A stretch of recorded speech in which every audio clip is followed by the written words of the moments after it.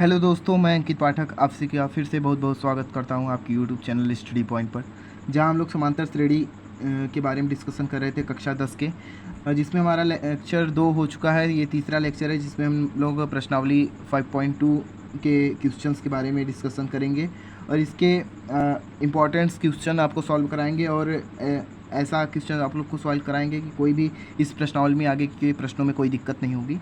तो चलिए हम लोग लेक्चर की शुरुआत करते हैं और पहला क्वेश्चन हमारा है। मान लीजिए आपको कोई भी समांतर श्रेणी का पद, पहला क्वेश्चन है आपका, मान लीजिए कोई समांतर श्रेणी का A1 पहला पद आपको दिया गया हो, मान लीजिए 7 दिया गया हो और आपको दिया गया हो उसका सारवंतर D बराबर कितना दिया गया हो, 3 दिया गया हो और उसका दिया गया हो उसका n पद, उसमें पद कितने हैं कुल, उस श्रेणी में कितने पद हैं कुल, n पद हैं, उसकी संख्या क्या हो, 8 हो, उसके n पदों की संख्या क्या हो, 8 हो। ये तीन चीज़ें आपको दी गई हो और आपसे पूछा जा रहा हो कि उसके an पदवा, an का उसका पद क्या है, an का पद उसका पूछा गया है कि an बराबर क्या है। तो इसको आप लोग कैसे फाइंड करेंगे? सबसे पहले आपको लेक्चर 1 में मैंने एक फॉर्मूला बताया था कि आपको किसी भी समांतर श्रेणी का anवां पद ज्ञात करना हो तो क्या होता है उसका फॉर्मूला। anवां पद के लिए an इक्वल में होता है a प्लस का n-1 इंटू में d हो जाएगा। इस फॉर्मूले की सहायता से आप इसको फाइंड कर सकते हैं, क्योंकि n जो यहाँ पे वो आपको दिया गया है, d आपको दिया गया है, a आपको दिया गया है, तो आप an निकाल सकते हैं बड़े आराम से। तो देखते हैं कि an कैसे निकालेंगे इस फॉर्मूले की सहायता से। तो फॉर्मूले में रखिए वैल्यू, an इक्वल में हो जाएगा, यहाँ पे a बराबर 7 है और d बराबर क्या है, वो 3 है, तो प्लस का n बराबर 8 है, माइनस का 1 और d बराबर क्या है, 3 दिया गया है। अब इसको सॉल्व करेंगे तो हमारा मिल जाएगा। तो an बराबर क्या हो गया, 7 प्लस का यहाँ ब्रैकेट में एक जाएगा 7 इंटू में 3, तो an बराबर कितना आ गया, 7 प्लस का 21 बराबर कितना आ गया हमारा 28। an का मान हमारा जो आ गया वो है 28, यही आपका आंसर हो जाएगा। इस प्रकार से आपको अगर मान लीजिए an दिया गया हो, n पद पूछा जाए तो भी निकल जाएगा। अगर आपको n और an दिया और d आपको पूछा जाए तो भी निकल जाएगा। ठीक है, का एक और प्रश्न देखिए। मान लीजिए आपको क्या दिया गया हो, आपको दिया गया हो किसी भी समांतर श्रेणी का an जो पद दिया गया हो उसमें a बराबर दिया गया हो माइनस का 18 दिया गया हो और n उसका दिया गया हो 10 दिया गया हो और an दिया गया हो आपका 0 दिया गया हो, मान लीजिए 0 दिया गया हो और d बराबर आपको फाइंड करना हो, d बराबर क्या है। तो आप कैसे निकालेंगे, इसी फॉर्मूले में आप रखेंगे दोबारा से, जो ये ऊपर वाला फॉर्मूला है इसमें रखेंगे। तो हमारा an बराबर 0 दिया गया है, तो इक्वल में क्या दिया गया है, a बराबर माइनस का 18 दिया गया है। अब क्या दिया गया है, n दिया गया है, तो प्लस का n कितना दिया गया है, 10 दिया गया है, माइनस का 1, यहाँ पे क्या हो गया, अब d तो दिया नहीं है तो इसको ऐसे ही लिखेंगे। अब देखिए इसको सॉल्व करेंगे और d का वैल्यू हमको मिल जाएगी। तो 0 यहाँ पे 18 माइनस का, यहाँ प्लस 10 में से एक जाएगा 9 और d का अंदर गुणा होगा तो 9 का d, ये आपको मिल जाएगा। तो अगर हम लोग 18 को उधर ले जाएं तो क्या होगा, 18 इक्वल में इधर 9d हो गया। अब अगर हम लोग d को ऐसे लिखना चाहें तो 9 इधर मल्टीप्लाई में है तो इधर हो जाएगा डिवाइड में, तो 18 के बटे 9, तो 9 से 18 कटेगा, 2 बार जाएगा, तो d बराबर हमारा क्या आ गया, 2 आ गया। इस प्रकार से हम लोग किसी भी, ये आपको an, a और n और d इन तीनों में से कोई एक न दिया हो और सारी वैल्यू दी गई हो तो हम उस वैल्यू को फाइंड कर सकते हैं बड़े आराम से।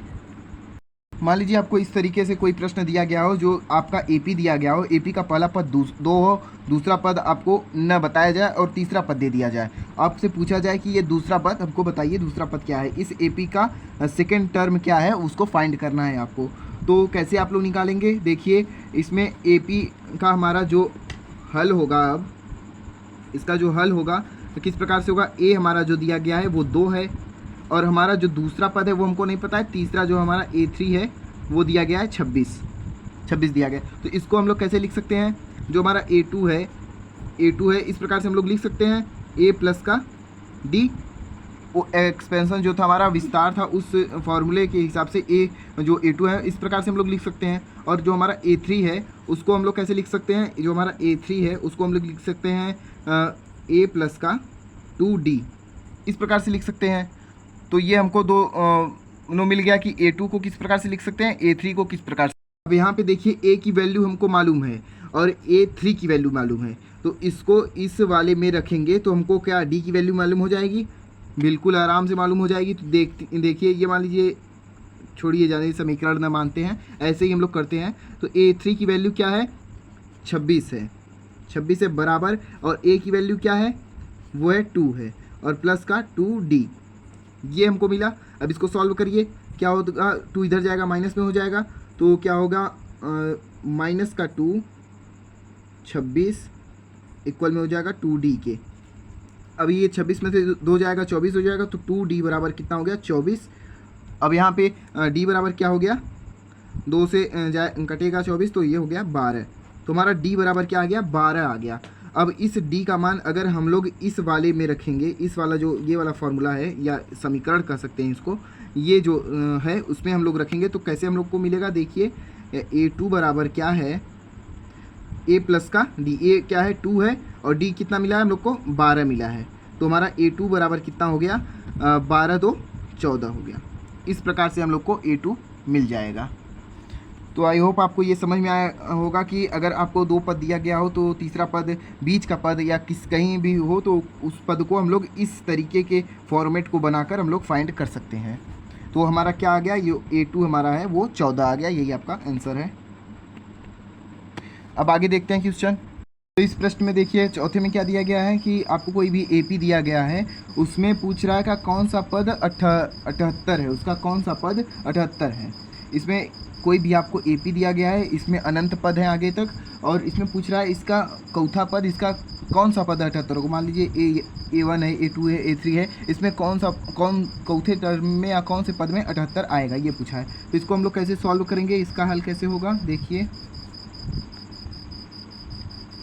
मान लीजिए हम लोग पहले तो हम लोग क्या दिया गया है, A बराबर क्या है, जो हमारा A1 है वो क्या है, A1 है हमारा 3 है, और इसमें सार्वंतर D क्या है, D क्या है A2 माइनस का A1 करेंगे तो 8 माइनस का 3 आएगा, तो हमारा D कितना आ गया 5 आ गया। D हमारा 5 है, A बराबर हमारा 3 है। ये हम लोग को दो मालूम है, दो चीज़ें हम लोग को मालूम है, तो हमें मानेंगे, पहले माना A-वां पद 78 है, इसको पहले मानेंगे कि A-वां पद हमारा 78 है। तो इस फॉर्मूले की सहायता से, जो हमारा ये फार्मूला है इसकी सहायता से हम लोग सॉल्व करेंगे। तो AN इक्वल में क्या है, A प्लस का N माइनस 1 इंटू में D। तो A-वां पद हमने माना है 78 है, तो यहाँ पे क्या हो जाएगा 78 इक्वल में A हमारा क्या है 3 प्लस का N हमको देखिए मालूम नहीं है, यही N की वैल्यू जो होगी वो ही N-वां पद 78 हम लोग को मालूम चल जाएगा। N की वैल्यू जो होगी वही N-वां पद वही 78 होगा। तो N माइनस का 1 और D क्या है 5 है, इसको हम लोग पलट के लिख लेते हैं। तो 3 प्लस का, अगर इसको अंदर कर ले 5 का तो क्या होगा 5N माइनस का 5 इक्वल में ये 78 इधर मान लीजिए लिख ले रहे हैं, कोई फ़र्क नहीं पड़ रहा है इसे। तो देखिए अब कैसे इसको सॉल्व करेंगे। अगर सारी संख्याओं को एक तरफ और N के टर्म को एक तरफ ले जाएं तो क्या होगा, पहले यहीं पे अगर हम सॉल्व करें तो ये 3 और 5 को घटाएं तो क्या बचेगा हमको, इसका 2 बचेगा। तो 5N इक्वल में देखिए 5 में से 3 घटाएंगे तो माइनस का 2 बचेगा, तो 78 माइनस का 2 इक्वल बराबर के इधर जाएगा तो प्लस का 2 हो जाएगा। तो 5N इक्वल में क्या हो गया 80 हो गया। अब यहाँ पे देखिए N बराबर क्या आ गया हमारा, ये मल्टीप्लाई में है, इधर आ जाएगा डिवाइड में हो जाएगा अपॉन 5। तो यहाँ से हमारा कितना आ गया, ये कटेगा तो 16 आ जाएगा। N बराबर कितना हो गया हमारा, N बराबर 16। अब इसमें इस श्रेणी का 16वां पद है वो 78 है, यहाँ पे ये आपका आंसर हो गया। अब इस श्रेणी का जो 16वां पद है, 16वां पद जो है N का 16वां पद जो है वो 78 78 होगा। ये आपका कोई 5वां क्वेश्चन है। इसमें आपको कोई एपी दिया गया है, उसका पहला टर्म ये 7 है, 13 है, 19 है और ये डॉट डॉट डॉट लास्ट वाला अंतिम पद है जो उसका 205 है। तो इस प्रकार से कोई एपी आपको मान लीजिए दिया गया है, तो इसका अगर पूछ रहा है कि इसमें कुल पदों की संख्या कितनी है, तो इसको हम लोग कैसे निकालेंगे? इसको भी हम लोग उसी फॉर्मूले से निकालेंगे। कैसे निकालेंगे देखते हैं। अगर हम लोग को ए जो मालूम है वो 7 है, इसमें डी पहले निकालेंगे। डी क्या है? तो मैं डायरेक्ट कर दे रहा हूँ, 13 माइनस का 7 क्या हो जाएगा? यहाँ पे 6 हो जाएगा। तो हमारा डी कितना दिया गया है? वो है 6 दिया गया है। और हमारा ए कितना है? वो 7 है। ए हमारा 7 है, डी हमारा 6 है। तो इसको हम लोग जो हमारा ए एन जो हो जाएगा, ए एन जो हमारा है वो हमारा 205 हम लेंगे, क्योंकि हमारा अंतिम पद है जो हमारा लास्ट टर्म है वो 205 है, इसलिए इसको हम लोग ए एन की जगह पर लेंगे। तो जो हमारा ए एनवां पद है, अंतिम जो हमारा कह सकते हैं कि ए एनवां का लास्ट टर्म वाला जो पद है उसको हम लोग ए एन की जगह पे 205 है ये। तो अब हम लोग फॉर्मूले में रखेंगे। कैसे होगा? ए एन की जगह पे वो हो जाएगा ए प्लस का n minus 1 into d equal में ए एन। ये फार्मूला है आपके पास। तो ए कितना दिया गया है? 7 प्लस का एन माइनस 1, डी कितना दिया गया है? 6 इक्वल में क्या हो गया? A N 205। अब इसको सॉल्व करेंगे तो हमारा एन का मान जो आएगा वही हो जाएगा कि इसमें इस एपी में कितने पद हैं वो हमको मिल जाएगा। तो 7 प्लस का 6n माइनस का 6 इक्वल में 205। तो अब इधर देखिए, यहाँ पे देखिए 7 में से 6 जाएगा, 1 बचेगा। तो 6n 1 यहाँ पे प्लस का बचेगा। देखिए 1 यहाँ पे प्लस का बचेगा, क्योंकि यहाँ पे 7 बड़ी संख्या जो वो प्लस की है, प्लस का बचेगा। इधर जाएगा माइनस को हो जाएगा। अगर 205 माइनस का 1 हो जाएगा तो यहाँ पे 204 हो जाएगा। 6n इक्वल में 204 हो जाएगा। अब ये n बराबर कितना आएगा? 204/6। अब इसको हम लोग डिवाइड लगाएंगे तो n बराबर हमारा कितना आ जाएगा? 34।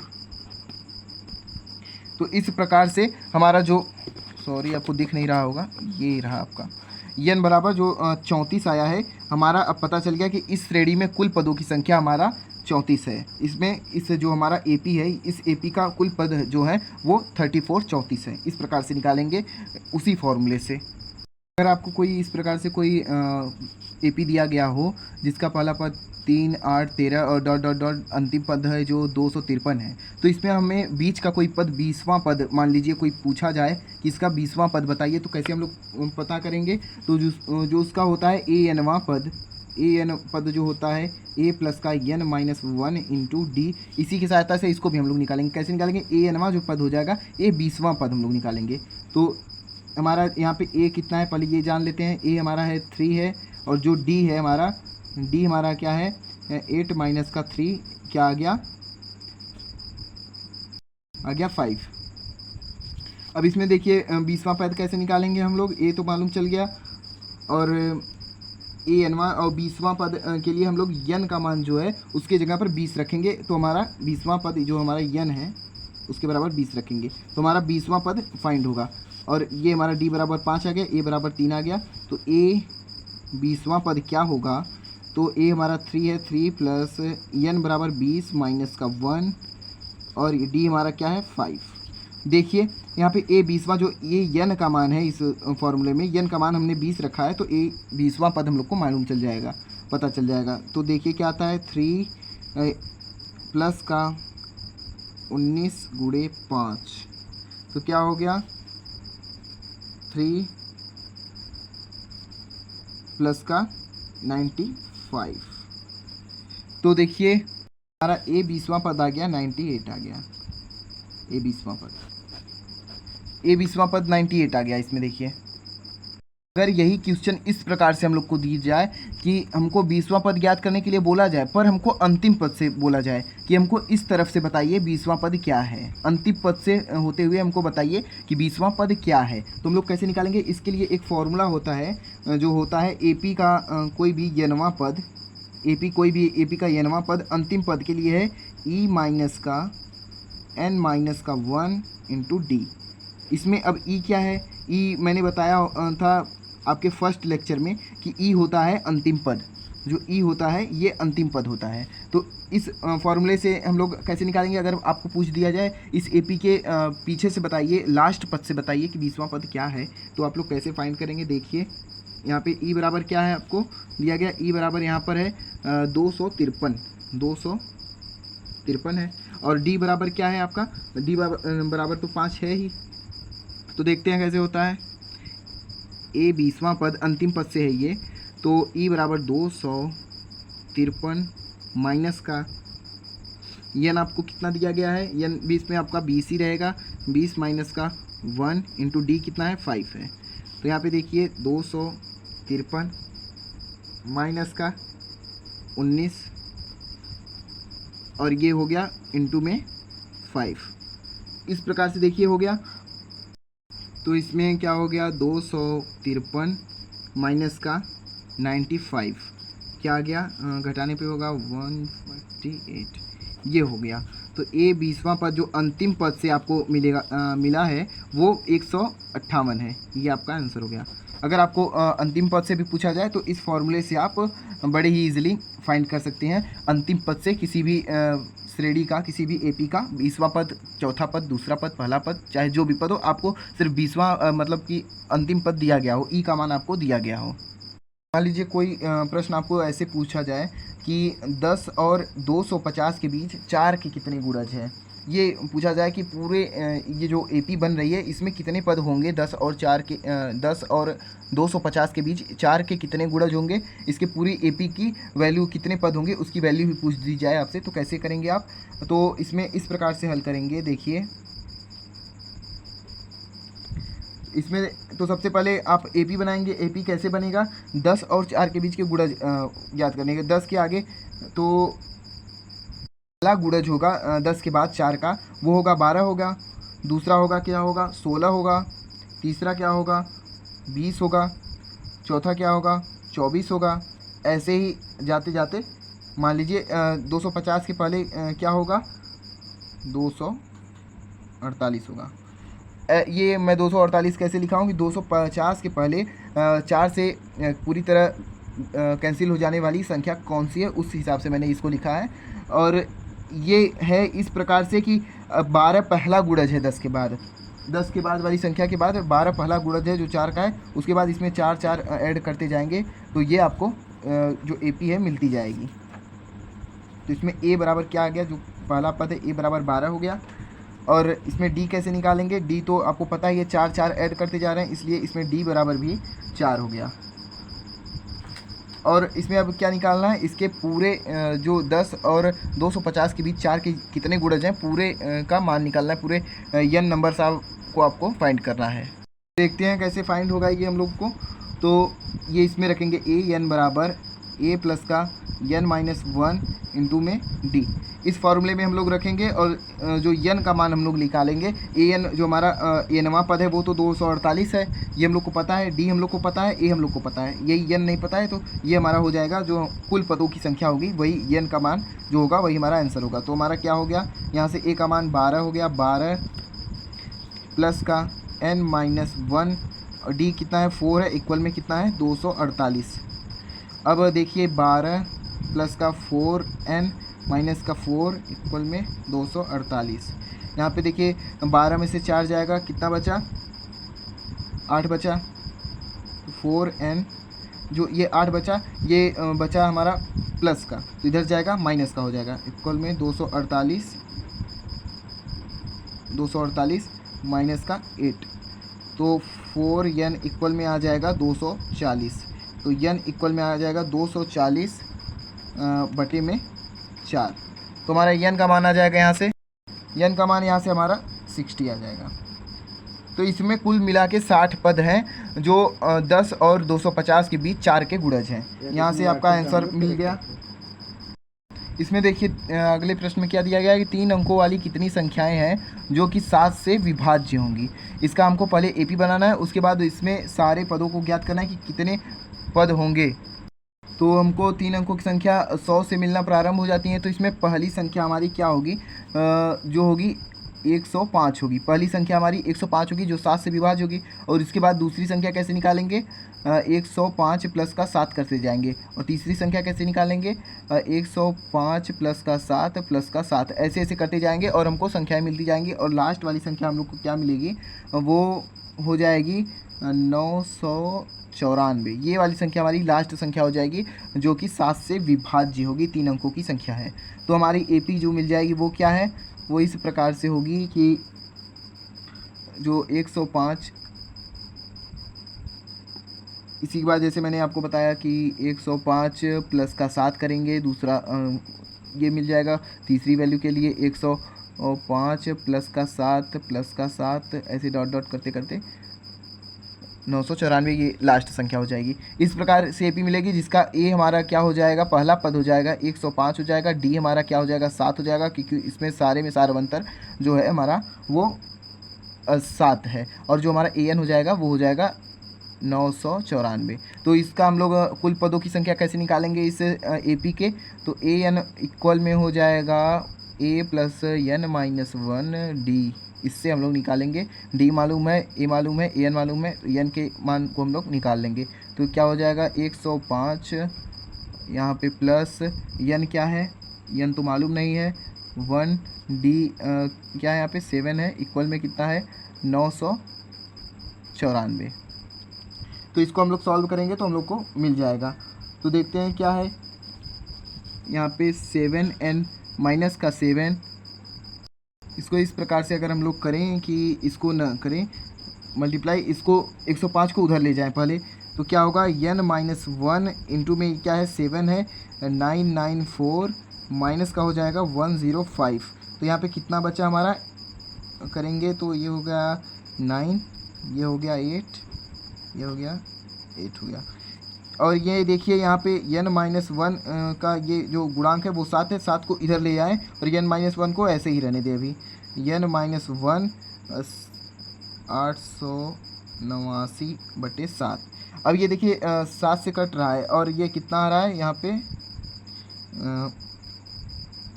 127 आ रहा है, 127 से कट जाएगा ये। तो हमारा क्या आ गया n का मान, n माइनस 1 बराबर क्या हो गया यहाँ पे 127। तो n बराबर क्या हो गया 127 माइनस का, यहाँ 1 है तो यहाँ पे प्लस का 1 हो जाएगा, तो बराबर 128 हो गया।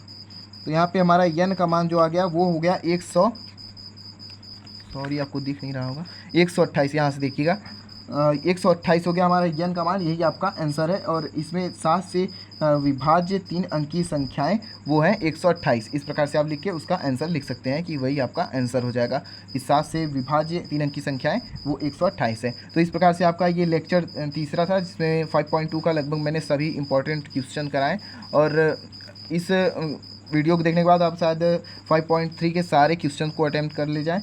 और आज की वीडियो में बस इतना ही। वीडियो अच्छी लगी हो तो हमारे साथ जुड़िए। धन्यवाद।